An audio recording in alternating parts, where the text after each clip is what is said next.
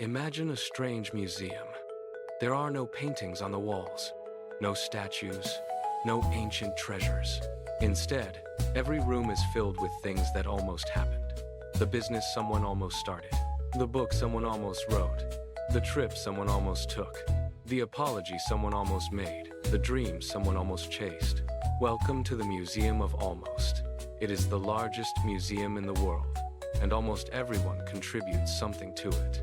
One person leaves behind a guitar they never learned to play. Another leaves behind a college degree they never pursued. Others leave behind inventions, ideas, and dreams that never saw the light of day.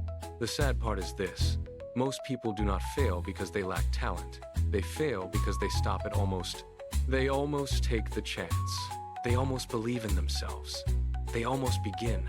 Then fear steps in. Fear asks questions.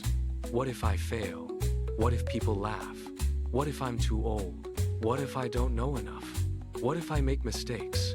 And because they cannot answer those questions, they remain where they are. Years pass. Life moves forward. And the dream quietly takes its place inside the Museum of Almost. There is an old saying, the heaviest things in life are not iron and gold. They are things left undone. Think about that. Many people can carry failure. They can recover from mistakes. They can rebuild after setbacks. But regret is different. Regret follows you.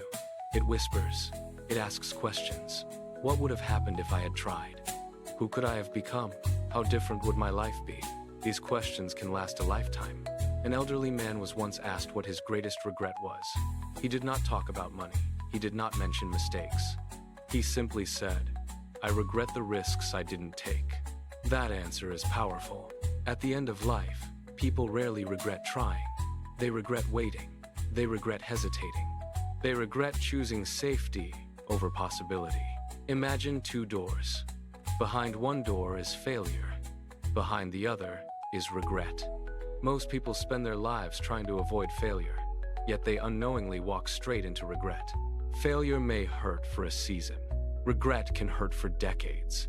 The truth is that failure teaches. Failure builds wisdom. Failure develops strength. Failure proves that you had the courage to step forward. But regret teaches nothing, because nothing happened. You never stepped onto the field. You never entered the race. You never discovered what was possible. Many people think courage means having no fear. It doesn't. Courage means acting while fear is sitting beside you. Every brave person in history felt fear.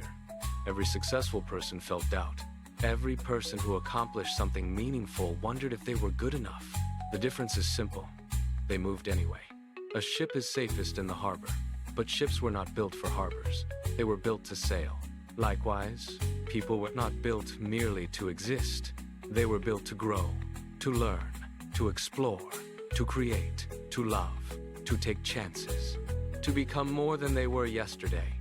You may be 72 years old. You may be 42. You may be 22. It doesn't matter. As long as you are breathing, your story is still being written. The Museum of Almost does not have to receive another one of your dreams. The pages are not finished. The ending is not complete.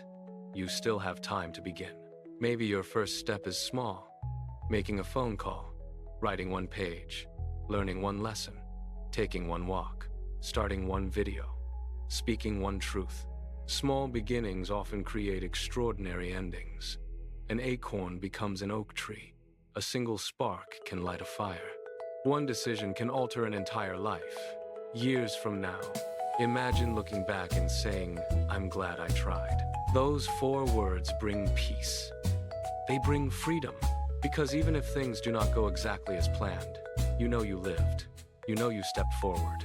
You know you refused to leave your dreams inside the Museum of Almost.